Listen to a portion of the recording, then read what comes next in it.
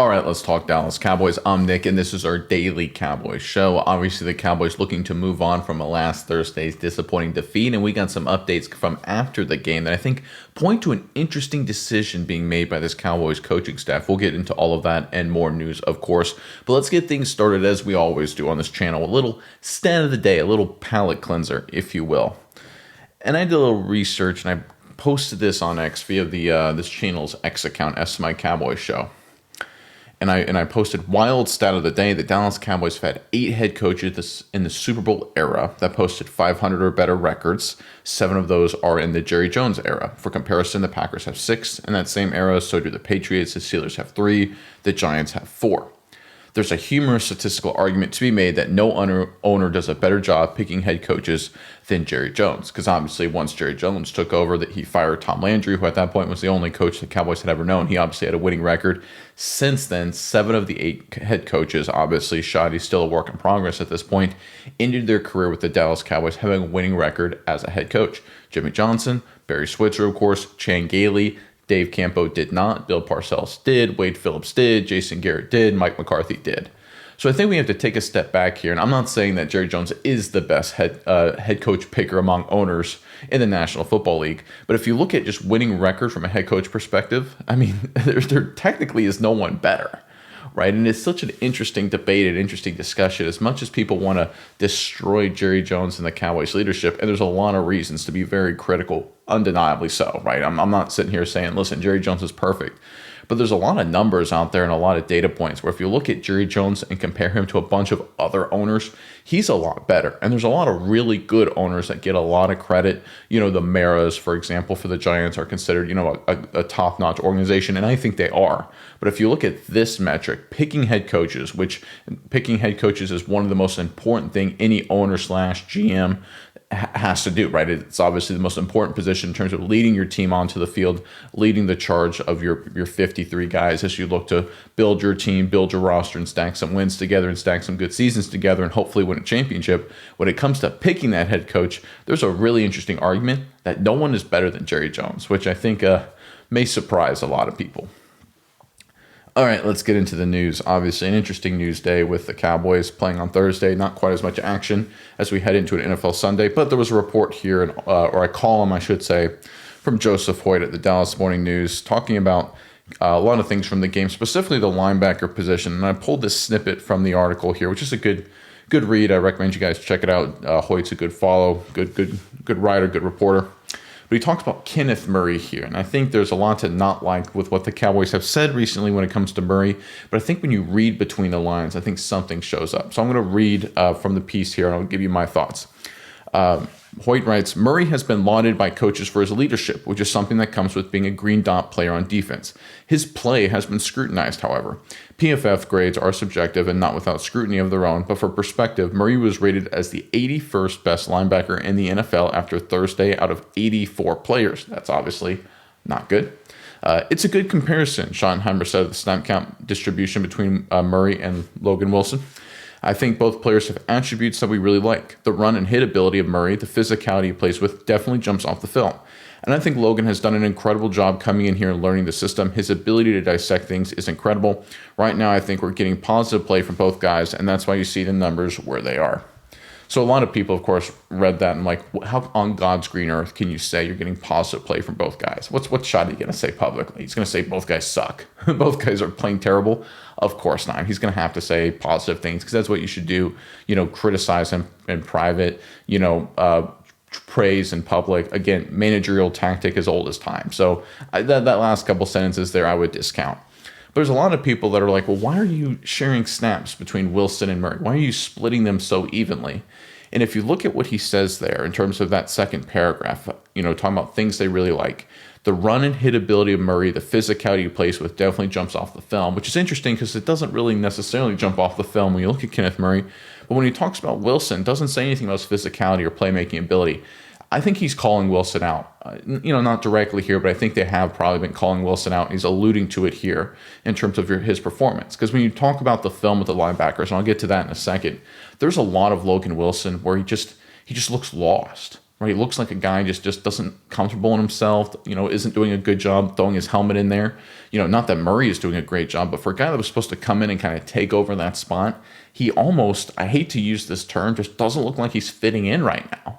And he's not like a rookie. He's not a young guy, of course, and we understand it takes a couple games to get the core concepts of the defense down, right? We wouldn't expect him, the Raiders game after the bye, yeah, that would have been a quick turnaround. Certainly the Eagles game after that, maybe should be closer. I get it. The Chiefs game, short rest on Thanksgiving. I understand some issues there, but this is game 4 that just happened, right? There's been a lot of time you've been in this position with the Dallas Cowboys, especially with the bye week, to get some things straightened out, and there just hasn't been anything from Logan Wilson. This coaching staff is calling out Wilson here, right? And we've seen this before with other players. We've seen earlier on in the season, Shawnee say good things about guys like Sam Williams. Say, hey, we like what he's doing. We really like him. But then we're just going to sign Jadeveon Clowney, right? It's one of those things where he'll praise you in public, right? He'll talk about how good you are and all the good things you're doing. He said good things about Kaiir Elam, right? If you circle back far enough, hey, we really like what Kaiir Elam's doing. He's really good at X. He's really good at Y. He's really good at Z, or whatever it may be. And then he's cut. Then he's benched, right? I think he's right now calling out Logan Wilson. I really do. I think this coaching staff probably in private in the practice room and the practice field and film room, I think they're calling out Wilson because I think when you look at his performance since he's become a Dallas Cowboy, it has been really, really bad. And there's a lot of hate and a lot of vitriol aimed at Kenneth Murray's performance. And listen, Murray has really played poorly, and against the Lions, he was not good. But Wilson has not been better than Murray since he's become a Dallas Cowboy. Wilson, even look at the Detroit, the most recent game. I don't know who was worse. I really don't. I can tell you right now, definitively, Logan Wilson was not better than Murray against the Lions. And I don't think Wilson's been better than Murray in any game. And it's not because Murray's playing so great, right? And I think that's been a real issue with the situation with Logan Wilson right now. I think the Dallas Cowboys and their coaching staff are calling out Wilson here a little bit. Notice how talk about the physicality of Murray that wants to throw his helmet in there. He'll play football. I think they're saying, Logan Wilson, man, you need to step up. You need to start being willing to throw your helmet in there, commit, to be a player, step up for us. I think that's what he's doing here. I think they're putting Logan Wilson on notice, if I'm being totally honest, because listen, if you look at, doing a good job learning the system, that's sort of like baseline stuff, right? That's what you're supposed to do, right? The fact that his only positive thing to say about Logan Wilson is that, hey, listen, he's doing a good job learning the playbook, which is what, undrafted rookie free agents. Elijah Clark does a good job learning the playbook. Shamar James does a good job learning the playbook, right? If that's what your one positive thing about Logan Wilson is, I think that's kind of a subtle dig, and I think it's sort of a external voicing of the frustration they feel internally with Wilson.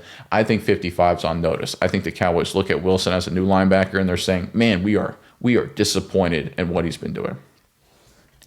With that in mind, I perused through the film Thursday Night Football, had some time yesterday, just gave my look through the defensive film just to see, what exactly was going on. And, I just kind of run through some thoughts here. I posted this on the X account and, just kind of run through some of it here. D-line, I thought actually was fine. I mean, it wasn't their best game, obviously, but I mean, even missing Jadeveon Clowney, I thought it was good enough. Overshown is fun to watch, guys. I mean, he didn't light up the stat sheet, and he had a couple plays against Gibbs that weren't great in coverage, but Gibbs is a special player. But I mean, the speed, the missile, heat-seeking missile he is just fun to watch. I can almost understand watching Overshown's film why they don't blitz him as much, just because even in coverage, just him flying around, the speed, the way it's like a blur across the screen. It's like, I mean, I want him to be used more as a blitzer personally, but I can almost understand why the Cowboys don't want him to, because he basically is a guy that, I mean, he can run sideline to sideline literally faster than every other human being on the field and help make a tackle. I mean, he is just something to watch on film. He stands out. I mean, he's such a special player. Murray is awful. Talking about this a second ago, but so is Logan Wilson. I wish you could bench them both. I really wish you could, because listen, I watched Kenneth Murray and he had a terrible day against Detroit. Terrible day. And Logan Wilson had a terrible day against Detroit. Terrible day. I mean, there was the couple runs where Murray was totally out of position. There was a couple runs where Logan Wilson was totally out of position. I mean, there was a couple pass plays where Murray was out of position. There was a couple pass plays where Wilson was totally out of position and just got beat, right? It's just across the board. Neither of those guys are making plays. Neither of those guys are good in coverage, good against the run. I mean, they are just both really, really struggling right now. And I don't think it's a lack of effort from either guy. It's not like they're, it doesn't look like they're not trying. It doesn't look like they're, going through the motions or anything like that. I think they're just struggling. And I don't know what the issue is with Wilson. I don't know if it's comfort. I don't know if he's, if he's dealing with an injury. I don't know if he's just, lost a step at this point in his career. But boy, oh boy, I mean, this guy right now for the Dallas Cowboys, I'm glad they didn't give up a whole lot for him, because Logan Wilson does not look anything remotely close to like the long-term answer. Like, I was hoping Logan Wilson would come in, and I said this before, would be like a C to C minus player, like a Malik Hooker kind of guy, where far from a star, far from a good player, but a decent player, a veteran guy that can stabilize some things. And he's been the opposite, right? He's been just as bad as Murray, just as bad as Shamar James in a lot of respects. And I think that's been a major disappointment.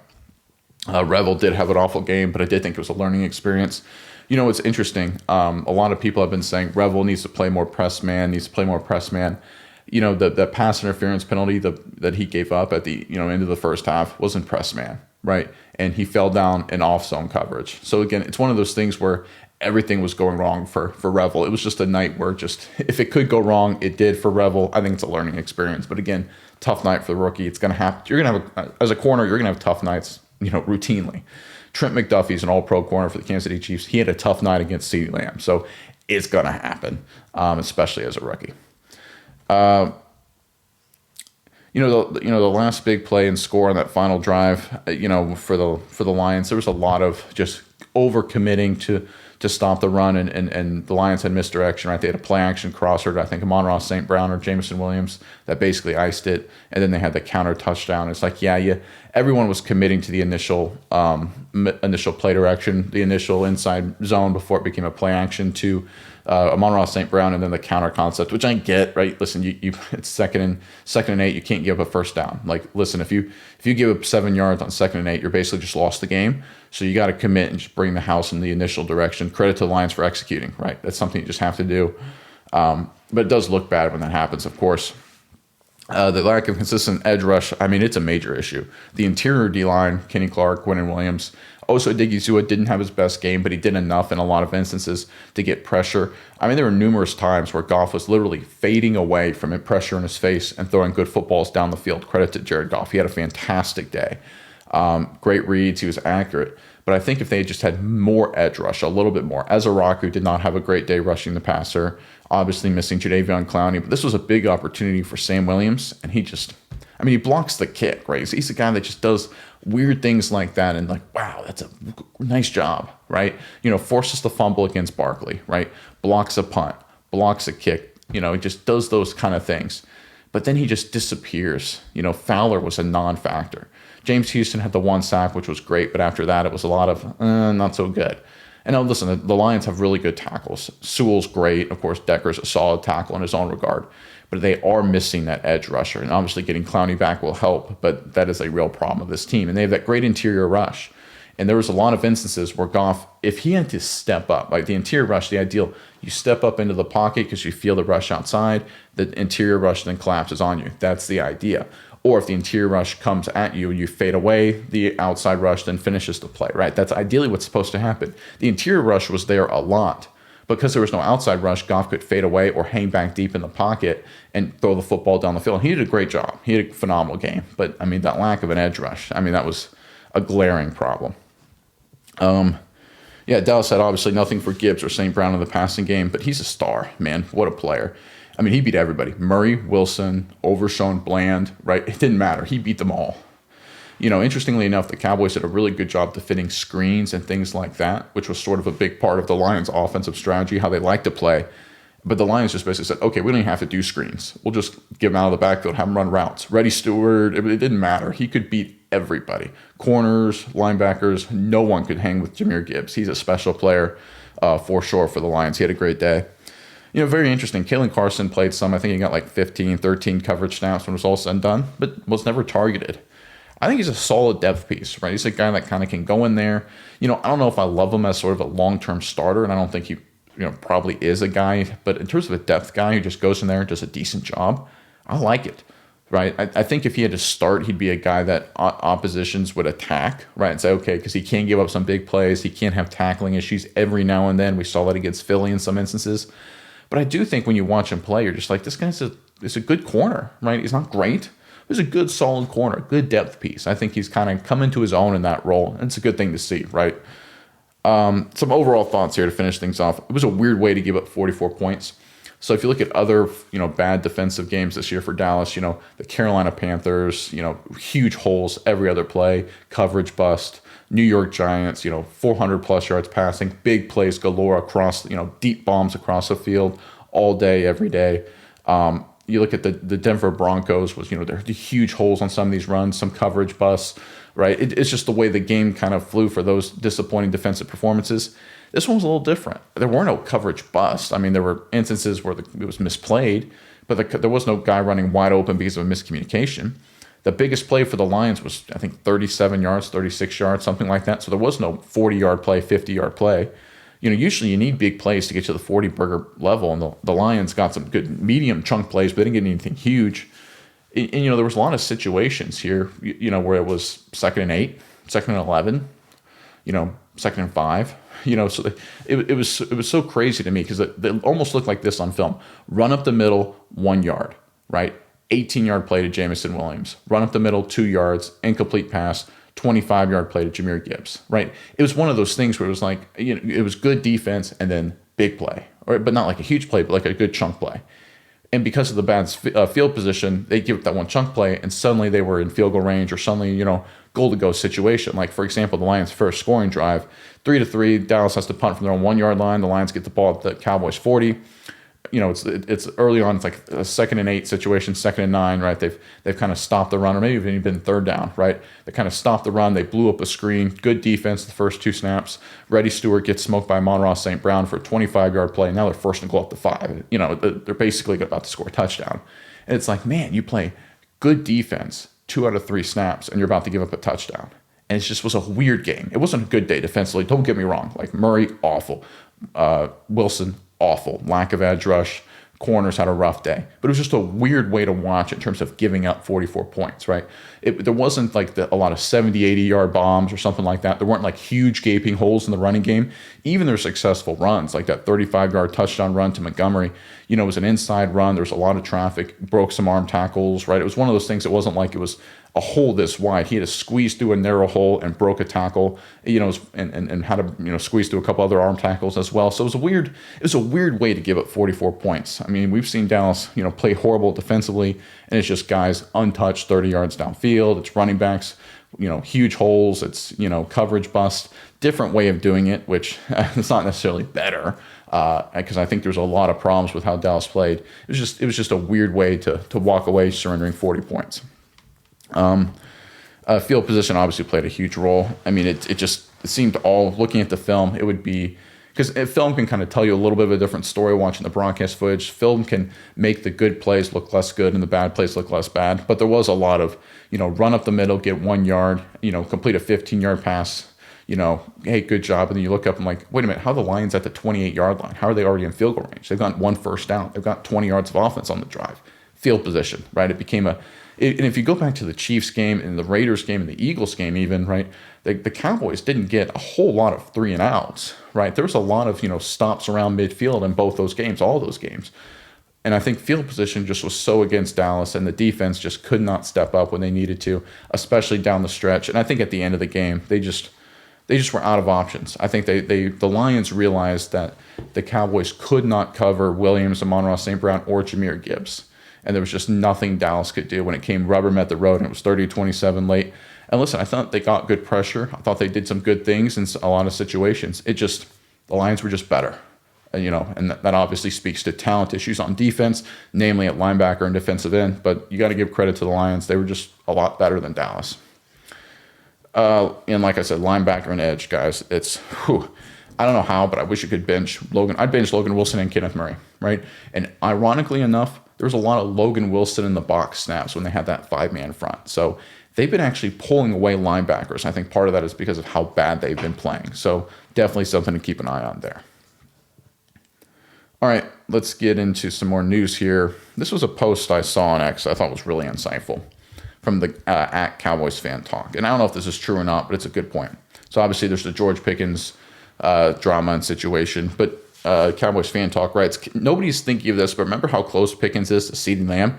How do we not know that he wasn't shaken up or worried to see his friend not get up? Y'all forget that they are human. That's why Sherman's comments were goofy. He's a former player. He knows better. I had my rant about Sherman yesterday. I don't need to replicate that. But I do think this is actually a really good point. And this is something that can happen over the course of a game, especially for a guy like Pickens, who does have, he's like CeeDee Lamb has basically been the guy to integrate Pickens into the team. He's been his biggest fan, biggest supporter, biggest cheerleader, going back to when he was added to the Cowboys, sometimes maybe to the negative, like them going out the night before Monday Night Football, Sunday night, and in Las Vegas. But generally speaking, Lamb has been there for Pickens, 100%. Even when Lamb was hurt earlier in the season, he was the guy cheering on Pickens from the sideline, really pumped to see his friend play. And then did the injury, especially the concussion, which is, it's different than like a sprained ankle or like a shoulder injury or something like that. Like, oh, that stinks. But hey, man, he's okay. But like with the concussion, he's just like, okay, he's out, he's gone. We don't know how severe it is. You got to go through the protocol. Did that affect Pickens? I don't know, but I wouldn't be surprised if it did.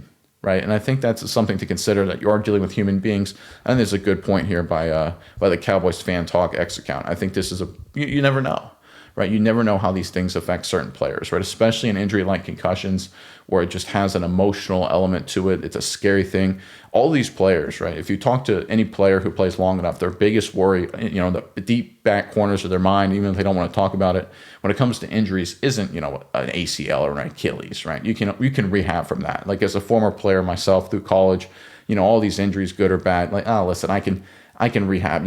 I've got bone damage in my hands. I've got a broken bone that has completely just shifted, one of my pinkies down about an inch. I guess an inch probably isn't the right word. Maybe more like a millimeter or two. Feels like an inch sometimes with my grip. But you just think, hey, it's just life. You get over that. You can overcome that. No problem. Everyone's got bumps and bruises as you get older. But concussion is different. That's scary. That's scary stuff. So I don't think this is something to discount. When you talk about Pickens and his mentality and the concern and his performance, I would not discount the injury and how it affected him, especially after the CeeDee Lamb concussion. That's an important point. All right. This is sort of NFL-wide news, but I wanted to bring this up. This is from Ian Rappaport. The Bills are placing veteran cornerback Darius Slay on reserve / did not report list after he refused to show up in Buffalo upon being claimed, sources said. Buffalo will retain his rights.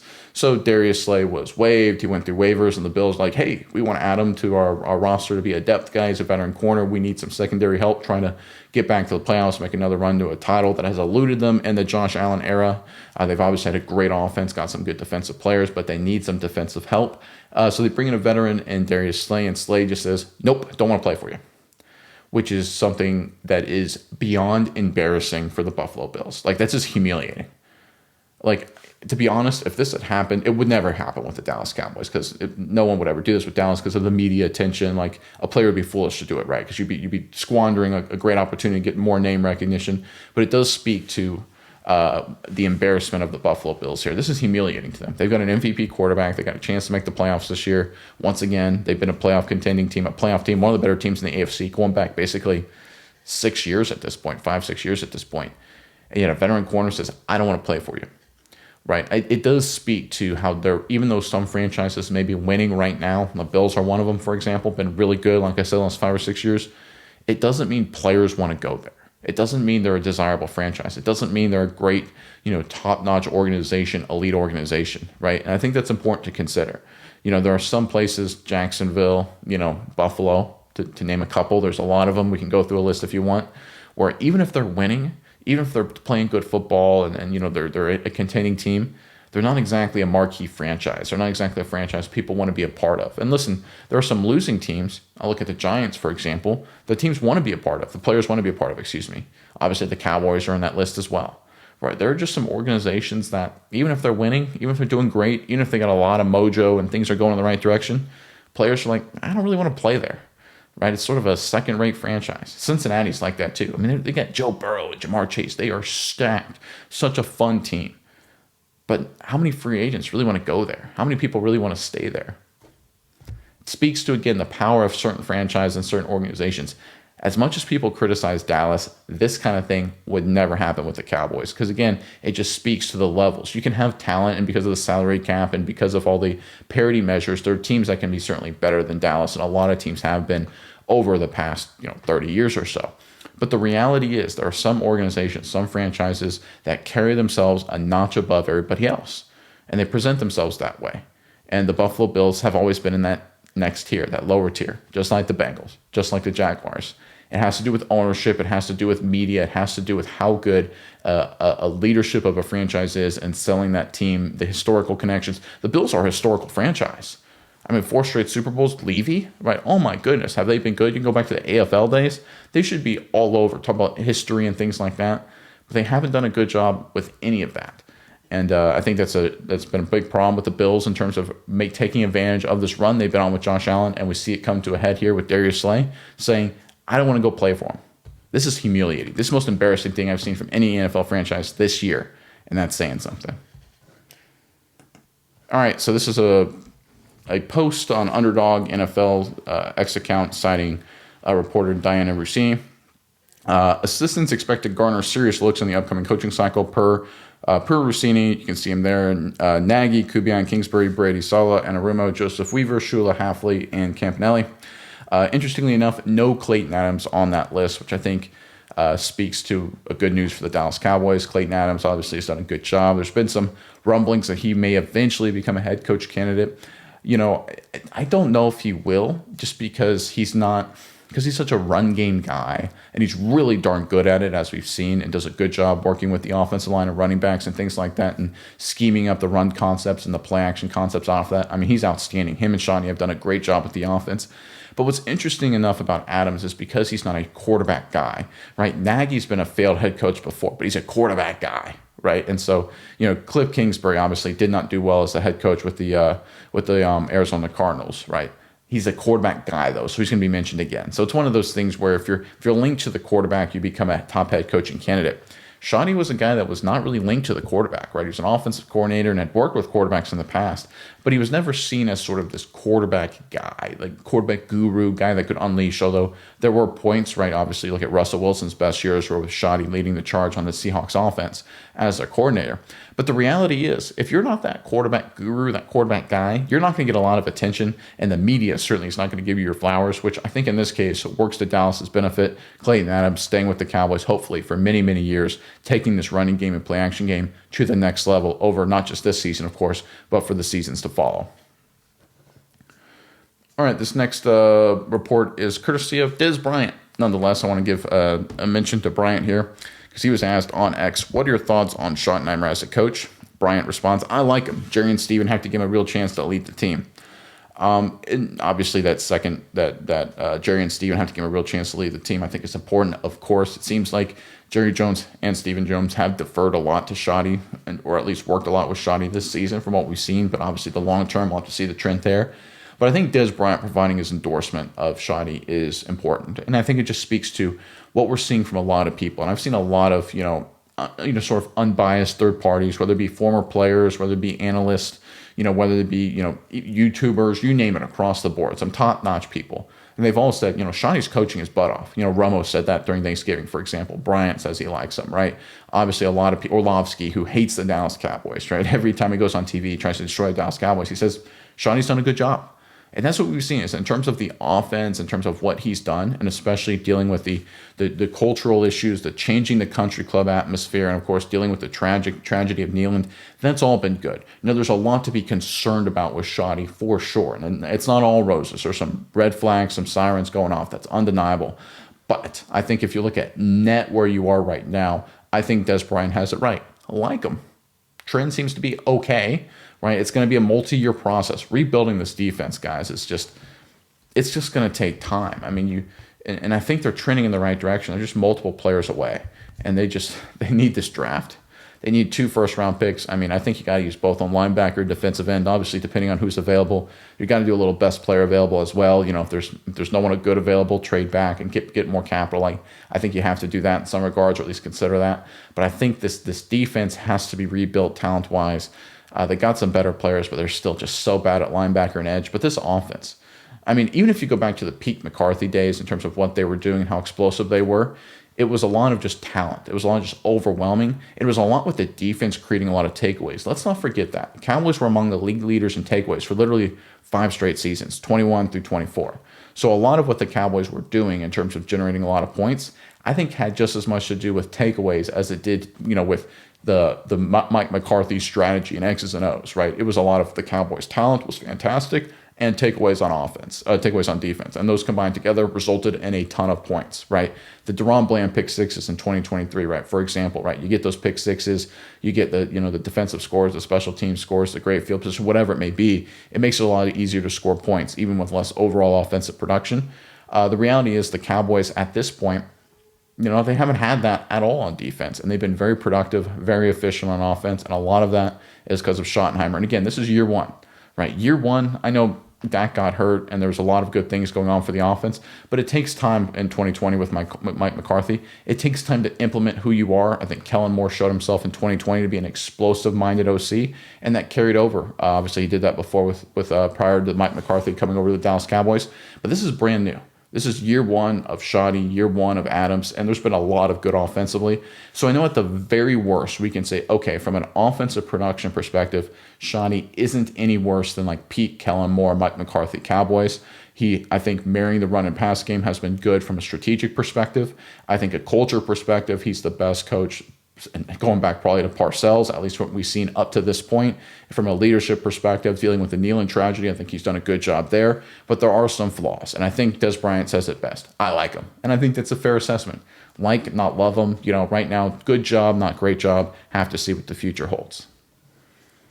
All right, this next post is from Bleacher Report. So I mentioned a second ago the most embarrassing thing a team has had happen to them, the Buffalo Bills, having a player they added in the waiver wire decide not to go to their team.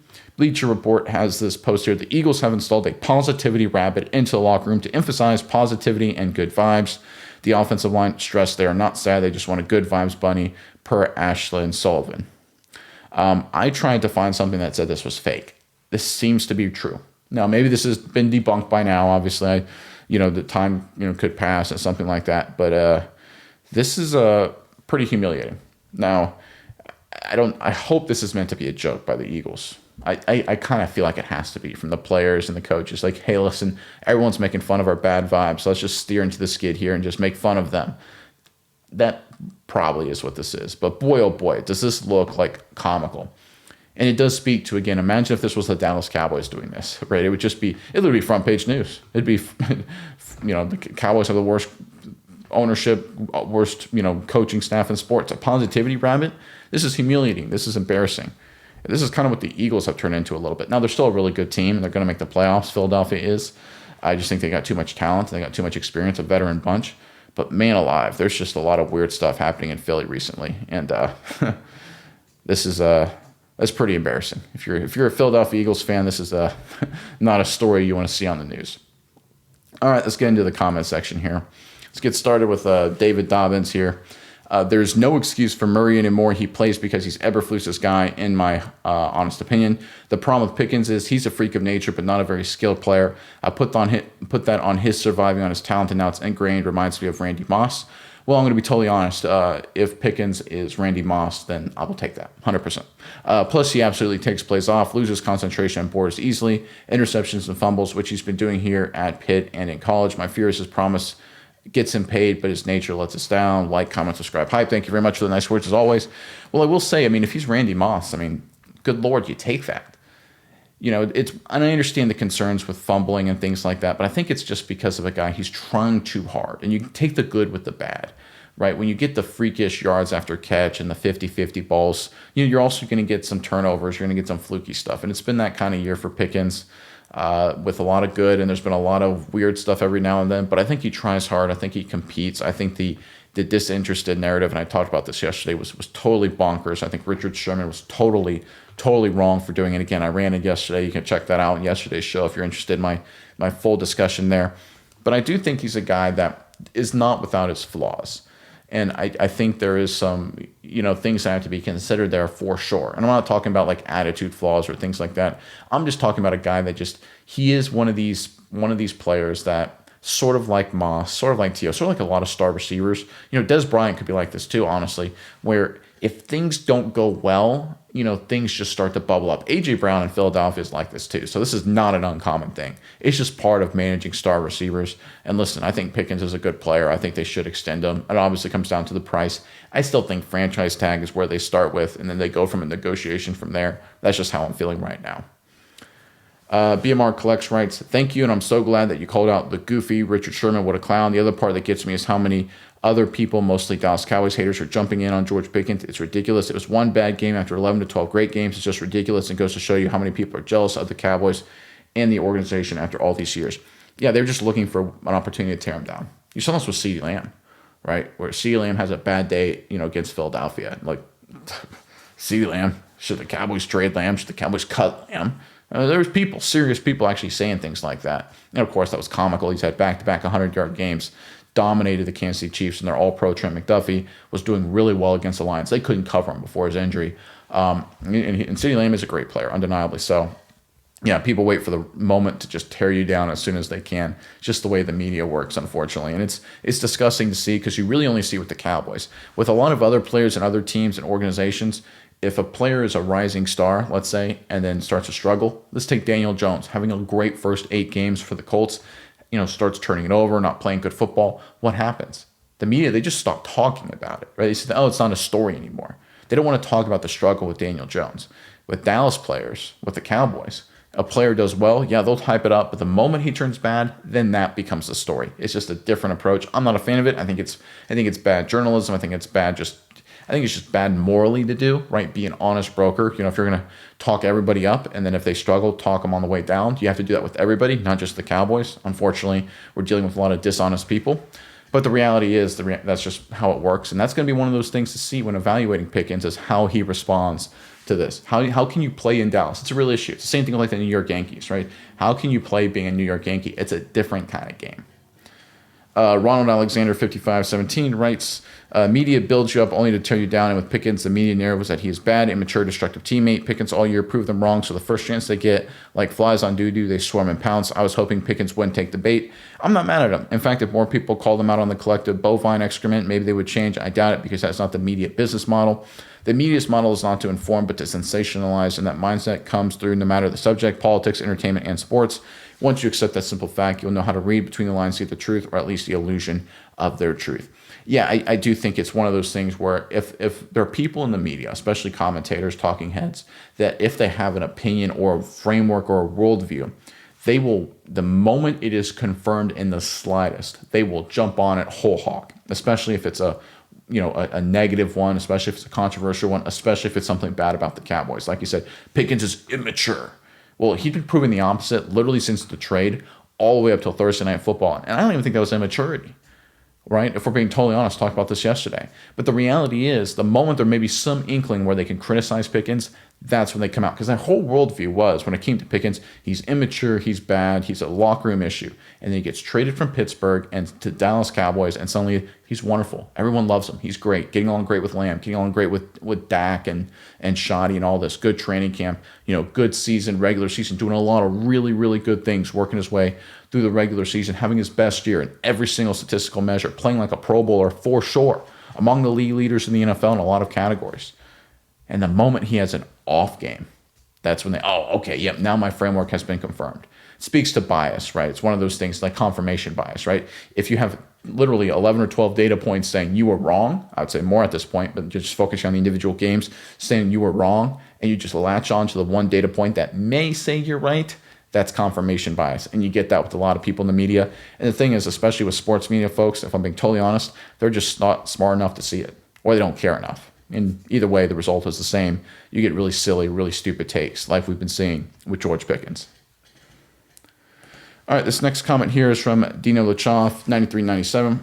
It's really sad Richard Sherman attacked Pickens so harshly. He is a Stanford graduate known for its academics rather than football, so I know he is smart enough to understand his words would stimulate this hot take viral response. I have noticed this uptake in former players attacking current players on TV and social media platforms without understanding they're all representing membership of the NFL Shield and should be in the best position to know how it feels to be publicly attacked on character and effort. Shame on you, Richard Sherman. Yeah, I agree with everything you said there, except for one thing I want to point out. is that when you said he is smart enough to understand his words would stimulate his hot take viral response. Yes, he knew this was going to happen. Richard Sherman is not a dumb guy. He's made a lot of stupid decisions, and I highlighted that yesterday. I don't want to go through that again. Don't need to. But he's not a dumb guy. He's been around the NFL. He's been around media. Went to Stanford, like you said. He is not a dumb person. He's not a young person. He's not some 22-year-old kid. He knew exactly what he was doing. Intentionally did it. And to me, that is the problem. Because you're looking at someone who took an opportunity to do something really morally objectionable. Honestly, I think it was just look. Richard Sherman comes out of this looking like a bad person, really does. And I'm not trying to say who is a good person and bad person. I'm not the morality piece. I'm just saying, to me, my perspective, he looks like a guy who morally did the wrong thing, and I think that's very, very clear. And if you look at a guy who should know better, again, this isn't like a guy who doesn't know. This isn't like some 18-year-old kid posting on social media. We're like, listen, kid, calm down a little bit. Wait, give it some time. You'll grow up. This is a grown man, Stanford educated. Been around media, NFL, long career. You listen to him, he's not a dumb guy. He's not a guy that's just flying off the cuff. He's not an emotional fan or anything. But he just says something like this. That means it was intentional. That was deliberate. He is deliberately trying to take down George Pickens. And that's why I think Pickens' response, while it may not be ideal, I don't disagree with the nature of it. Because if someone intentionally tries to harm you, that's what this is. I mean, obviously, the goal here from Richard Sherman is to tear down George Pickens and cost Pickens and his family millions of dollars. Millions of dollars. That's what the intention here for Sherman is. He's sitting there like, oh, I can't wait to take millions of dollars out of Pickens' pocket. What would you do in that situation? I'd probably do things a lot worse, if I was being totally honest. The guy Tyler writes, dude has one bad game, and these fans are calling for his head. I swear the Cowboys have the most fake fans out of any team. Yeah, he had a handful of drops, but Ferg had horrible face masks that would likely end with a TD, and the OPI really screwed us as well. I know that was a botch call. There was a lot of botch calls. It was a weird game. It was one of these weird games where, and what's interestingly enough is that the non-safety turned out to be the right call, and the offsides, I actually froze it, looked at it. It was pretty close, but it actually looked like the officials got it right in that situation. But you look at all these other calls, right? There was, like you mentioned, that face mask on Ferguson negates a ball at the 2-yard line for the Dallas Cowboys. You look at Quinnen Williams gets absolutely tackled on a key third down where they converted it to Amon-Ra St. Brown, but they got Houston for roughing the passer for hitting the quarterback's helmet. So it's not like the refs, it was a weird game, right? It wasn't like the refs were swallowing their whistle and just saying, hey, we're going to let them play, which can happen sometimes. I'm not a fan of that. Call it if it's a penalty, if it's not. But sometimes they swallow their whistle. But they weren't doing that in a lot of these instances, especially in big moments down the stretch. They were calling fouls where they could have been calls against Detroit and calling them against Dallas. So it was a very weird kind of game. And that wasn't the reason Dallas lost, of course. Poor defensive performance, poor special teams performance, and turnovers did them in for sure. But the penalties definitely made it kind of a weird kind of game there in a lot of those situations. But I will say, how many fans are actually calling for Pickens' head? Legitimately. I feel like it's a lot of media attacks. I feel like it's a lot of people, maybe anonymous fans on social media aren't just to drive engagement or something. But I feel like there's no real Cowboys people that are like, oh, Pickens is the worst. He's the worst. Listen, he had a bad game. Consider the performance here. Listen, this is one of the reasons why you don't sign. At the moment after the Chiefs game, there are people again saying, pay Pickens no matter the cost. Let these things settle down. Let's have after a couple great games, let's not overpay after a couple great. Let these things stagnate. Let it work out the season. See where you sit after the whole body of work, and then pay him commensurate with that level of performance. The reality is, right now, I think there's a lot of people in the media attacking Pickens and the Cowboys. I don't think it's the Cowboys themselves. They have stood by Pickens, and I think for the most part, from what I've seen, a lot of fans have as well. Anchors Away 98-93 writes, could agree more on Pickens. Yeah, Sherman has very little ground to stand on. Talk about effort and immaturity. I think you brought up another point is that these are young men. I was certainly no angel in my early 20s. Yeah, no excuse for that behavior in your late 30s or 40s. We were all still in that game until that last Detroit TD. I will say that's a good point talking about, and so I will say this. When I was like a kid, a teenager, and I turn on ESPN and there'd be one of these players, college or pro, that would make a mistake, and there'd be some talking heads say, oh, this is immature, this is a problem. And I'm like, oh, well, I guess I know what they're talking about. And then I became an early 20s, 22, 23-year-old kid, and you're like, boy, I like I said, I agree with you. I'm the same way. I made a million mistakes at that age. I'm sure most people have, or at least I'll just speak for me. I know I did. a lot of really stupid stuff. So I'm not like, as I get older, I'm more like, okay, I'm more forgiving of that because I understand what it's like to be a 24-year-old, 25-year-old dude, 22-year-old dude. And I wasn't a superstar making a lot of money. And it could have been even worse if I'd been in their shoes. So I'm much more forgiving than maybe I was there. And it's disappointing to see people like Sherman, whose behavior actually got worse as he got older. It's a sign of real issues for him, undeniably so. But I do think the fact that Cowboys were in the game, it speaks to, definitely feistiness, some competitiveness. Listen, it was a game that was, well, it got away from them because of the field goal by Detroit at the end of the first half and then that turnover to start the second half. The game felt a little bit away. But I tell you what, if you're a Lions fan, I bet there was a lot of nervous energy because it was like, man, it was 27-9. Okay, we got the turnover. We're up 2-0 in that department. We're in a good spot. You give up a score. Dallas kicks a field goal. You kick a field goal. They score. Suddenly it just feels like Dallas is hanging around the entire time. And they were, again, one play away, one call away, one bounce away from this going the other direction. So as bad as it was, I agree with you. There was a lot of moments where it's like, man, this is, if it weren't for Goff being fantastic or the corollary being the defense struggling in the secondary, then this could have definitely gone a different direction. Murray has physical talent. On paper, he should be a dominant linebacker. However, he's always a step behind. I don't know if it's a scheme, if he's reading plays late or what, but we got to get some mean and tenacious linebacker play. I agree with you, Nick, on the rest of the Cowboys linebacker core. It might be generational with more advanced passing offenses, but back in the day, you wanted linebackers with bad intentions. I want to rip the heads off opposing team players.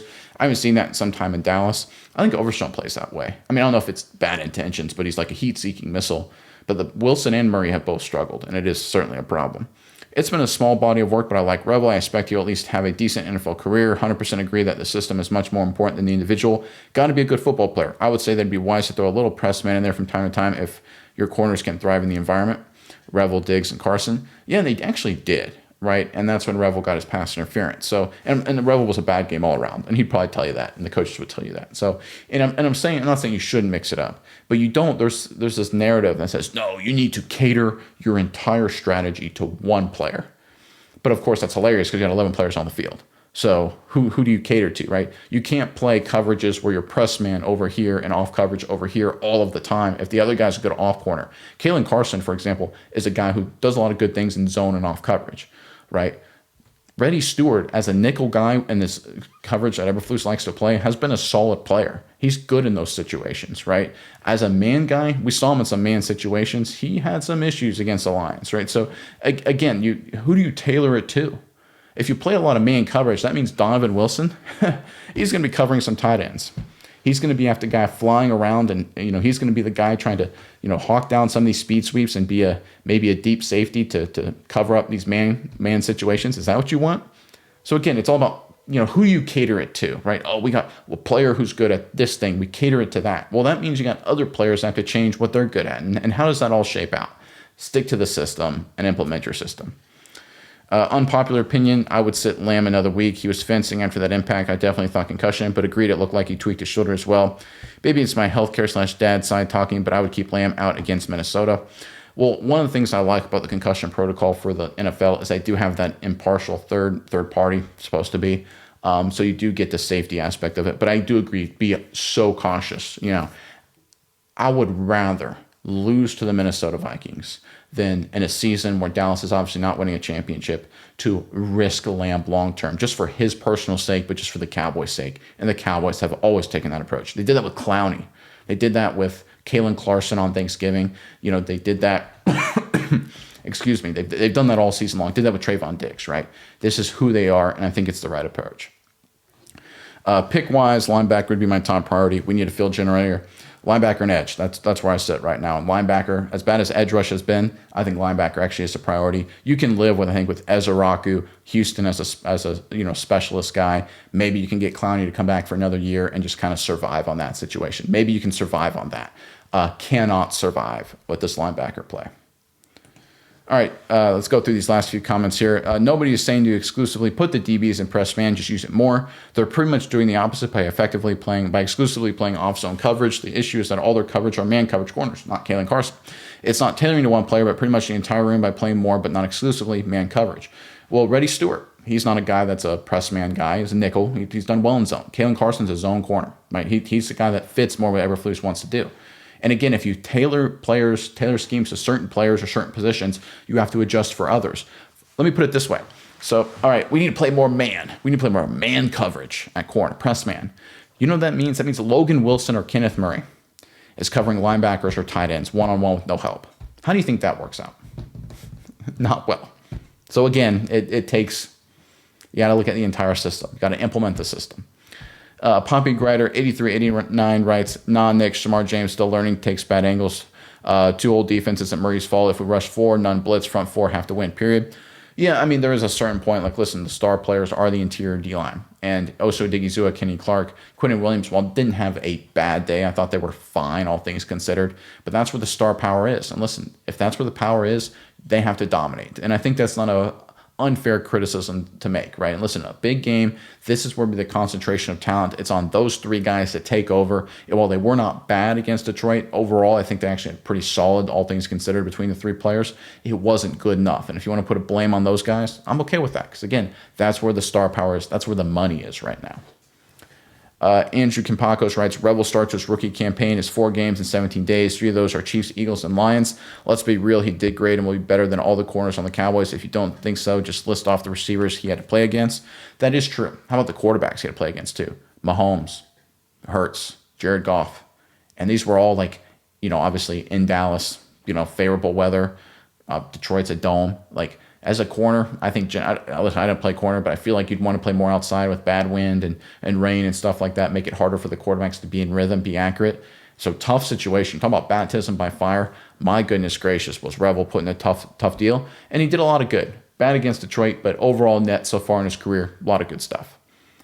Bobby Demand writes, I'm sorry, but Murray is so bad that you can't convince me that Eric Kendricks sitting there in free agency isn't a much better option than sticking with someone who gets washed out of every play and doesn't seem to have any instincts whatsoever to get the running back. He seemingly runs purposely into the blocks coming his way and losing his gap every time. Go get Kendricks or anyone. Try something. So there's an important few things to consider here. So obviously with 4 games left in the season, if you were to bring Kendricks back, let's just throw this out there. Okay, assume it takes him 2 weeks to learn the system, so you're going to bring a guy back for 2 games. You're not a championship team, you're obviously. So what would that buy you? At this point, you just have to let it ride. And you play Kenneth Murray, and obviously he's a 1-year guy. He's going to be gone after the season, and he'll get the snaps. You want to make sure you don't screw up your comp pick when he walks, because you'll probably, right now, based on the formula, somewhere between a 6th-round pick or so, maybe a 7th-rounder, maybe a 5th-rounder, probably a 6th-rounder. And I know a lot of people like a 6th-rounder. Are you kidding me? Is that really what it's about? Listen, when you've had to trade away some draft picks, which the Cowboys have done, every draft pick helps, right? They're going to have an opportunity to get some extra late round picks to hopefully get some depth in special teams guys in some of these positions. Maybe backup tackle, right? Maybe like I said, backup defensive end in some of these positions to add some depth, right? Which they're going to need going forward. So listen, as much as it stinks, you just are where you are right now with the linebacker room, and you just got to play it out. Right, and I'm not a fan of it, but like you got to sit there and say, eventually, I think you got to hope Logan Wilson plays better. I think that's the real thing, right? Logan Wilson has played poorly. People hate on Kenneth Murray, but Logan Wilson's been just as bad. And eventually, you got to expect, and that's why I think Shoddy called him out and has been calling him out. Not directly in public, because Shoddy doesn't do that, and nor should he. But if you again read between the lines, it's clear Shoddy isn't happy with Logan Wilson, and I think he's putting him on notice a little bit. I really am saying, listen, man. The only thing you've done well since you got here is learn the playbook, which is sort of like the base expectation, certainly for a veteran. I think Wilson needs to play better if he wants to be the answer at linebacker for the Dallas Cowboys, and I don't think he will be, honestly. I think linebacker is going to be a big position the Cowboys attack in next year's draft. All right, that's the comments for today. Obviously, it's a Sunday, NFL Sunday with no Cowboys football, so it makes it a little easier, a little less stressful, of course, obviously. At this point, we're in the final quartet of the season or so, quartile of the season. So we're seeing a lot of the other playoff teams, a lot of contending teams duke it out. It's going to be an interesting Sunday. A lot of big games to watch. I know you guys will watch them. I know I'll watch a lot of them. And I'll be here tomorrow morning, as always, to break down the latest Cowboys news. But until then, I'm Nick, and this is Saturday Morning Inspection.